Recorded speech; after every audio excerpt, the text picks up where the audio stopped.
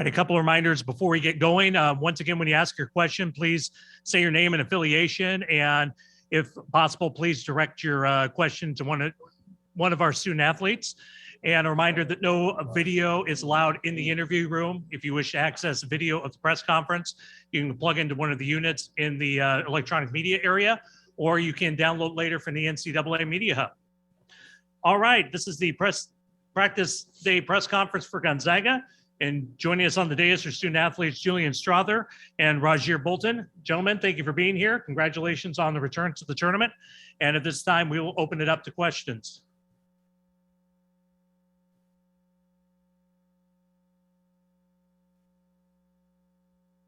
Lindsay, you may go first again. Thank you. Lindsay Schnell, USA Today. I would love for both of you to detail for us, and they have to be different, your favorite highlight from Chet this season. I go. My favorite Chet highlight was probably in Vegas against UCLA, coast to coast, behind the back into the dunk and transition. I mean, it was during a big run for us, and it kind of just got everybody going. And I was like, I feel like that was the moment that a lot of people, fans alike, kind of said, "Whoa!" And this kid's special. And I feel like we all had that same exact reaction. For mine, I'm gonna go with something you guys haven't seen. It was one day in practice. He came down in transition and he had tried a 360 layup. So seeing him every day, knowing what he's capable of, just seeing a 7-footer try and come down and do something that athletic or agile was very impressive to me. So that's probably my favorite moment. Austin White, Portland Tribune, for Rasir. What's the difference, if there is one, in the mentality of this team this year compared to last year coming into this tournament? As far as the team, I would just say, it's a different team. Being in Gonzaga, they have, it's a different culture here. A winning culture, something, they've been doing. Not to say Iowa State doesn't have that, of course, but I just think it's just a different team. The cards fell where they fell this year, and it played out well for us.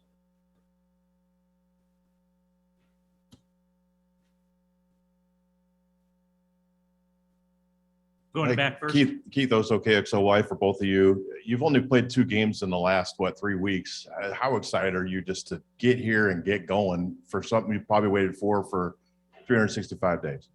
I feel like we've all been itching and real hungry to play. I mean, these are the games you dream to play in. March Madness, the biggest stage in college basketball. So, we're all just ready. I mean, we've been going at each other for a while now in practice, and we're ready to just go out there and play against somebody else and a different opponent.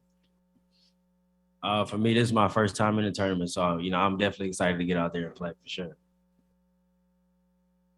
Travis Green from Crim 2 News in Spokane. I get this question for both of you guys. That you were going to be in March Madness for a while now. What's it like now that it's finally here? I feel like it's definitely getting more real. As we get closer and closer to game time, and we're here in the arena now. I mean, it's just so exciting, and I mean, it's such a big moment for all of us. And our whole season has been going towards this goal of coming here and winning the national championship. So to finally be here and have the opportunity to get that started, I mean, it's really cool. Brenna Green, Crim 2 News. For both of you, obviously, when we talked to you last, you didn't know anything about Georgia State. What do you know about them now? They're aggressive, very handsy team, pick up full court, like to play in the gaps. They play through their guards, like to get some threes up. They're 2 bigs, they're tough guys, they rebound, defend, all that. So, they're a tough team, and, they're definitely going to come to play. So we got to be ready tomorrow. Yeah, he covered it. He got it. Julian, I've read seen that Tommy Lloyd played a role in recruiting you.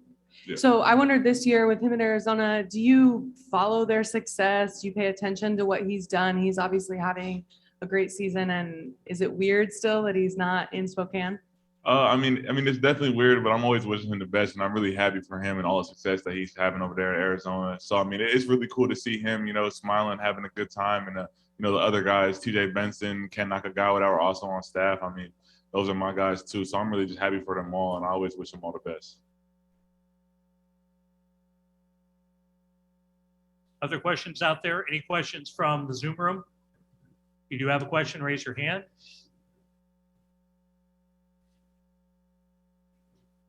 I mean, if no one else is gonna ask questions. Rasir, when you said that, when Chet did that 360, did he make the 360 layup or just attempted it in practice?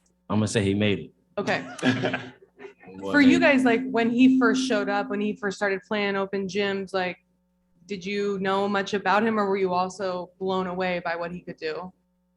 I mean, I knew, of course, from the highlight clips and the YouTube videos and stuff like that. But seeing a talent like that in person is definitely different.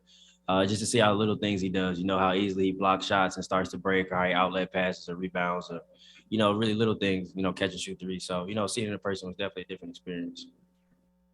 Yeah, I mean, I had a couple experiences with him prior to coming to Gonzaga, but just being able to play with him and on the same team as him. I mean, there's so many things that he does that impact the game that not too many. I'm actually going to say no one in the country can do. The things he does to impact and help our team. So I mean, to have that, I mean, I feel like it's the biggest boost you could have. Yeah.